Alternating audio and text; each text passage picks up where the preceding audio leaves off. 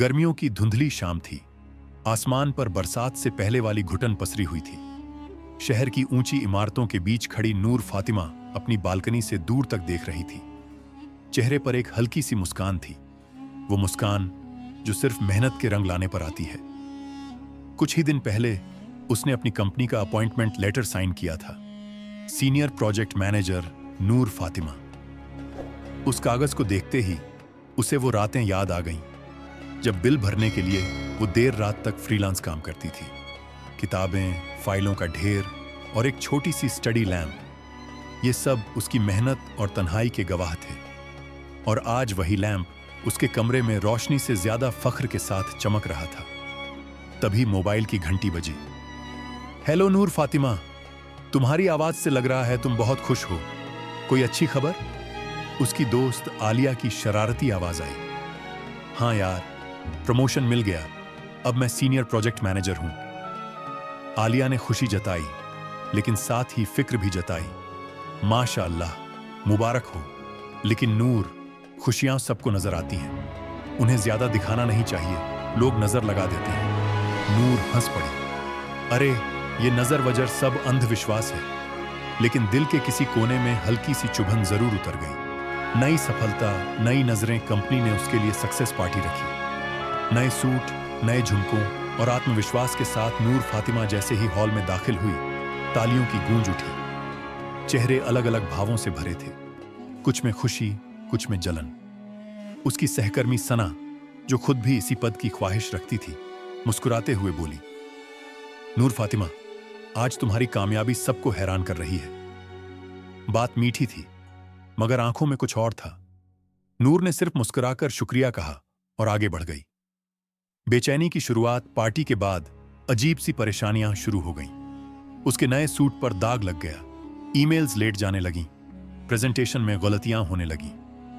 Boss गुस्से से बोला, नूर, ये तुम्हारे जैसा काम नहीं है, क्या हो गया तुम्हें? घर के हालात भी बिगड़ने लगे। ऐसी खराब हो गया, पसंदीदा पौधा सूख गया, कार का शीशा बिना वजह टूट गया। नूर की नींद उड़ गई और दिन भर थकान उस पर हावी रहने लगी। अम्मी एक शाम बालकनी में उदास खड़ी नूर को उसकी पड़ोसन अम्मा जान ने देखा। सफेद दुपट्टा ओढ़े, चेहरे पर ममता भरी चिंता लिए वो बोली, बेटी नूर, तुम्हारी आंखों में गहरी उदासी क्यों है? पहले तो तुम्हारी हंसी से पूरा मोहल्ला रोशन होता था। नूर की आंखों से आंसू छलक पड़े। अम्मा जान, समझ नहीं आता, सब कुछ बिगड़ रहा है। काम, घर, तबीयत, जैसे सब मेरे खिलाफ हो। अम्मा जान ने उसका हाथ थाम लिया। बेटी, लगता है तुम पर नजर ए बद का असर है। ये कोई कहानी नहीं, हकीकत है। जलन इंसान की रूह तक को जला देती है। नूर ने धीमी आवाज में कहा, मैंने इन बातों पर कभी भरोसा नहीं किया। अम्मा जान ने मुस्कुराकर जवाब दिया, भरोसा करो या ना करो, मगर अल्लाह की हिफाजत ही असली सहारा है।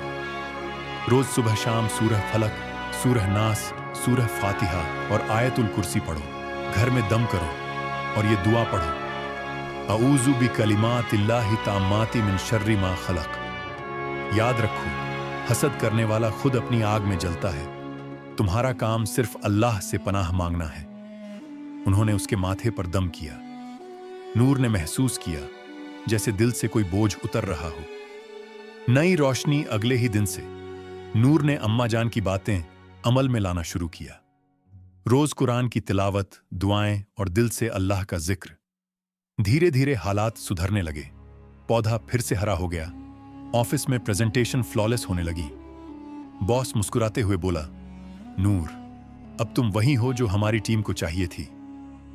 एक शाम सना ने नूर की नई कार देखकर कहा, वाह नूर, तुम्हारी जिंदगी फिर से चमक उठी है। नूर ने शांति से जवाब दिया, यह सब अल्लाह का फजल है। उस रात बालकनी में चाय का कप हाथों में थामे उसने अम्मा जान से पूछा, क्या जो दूसरों पर हसद करता है उस पर भी असर होता है?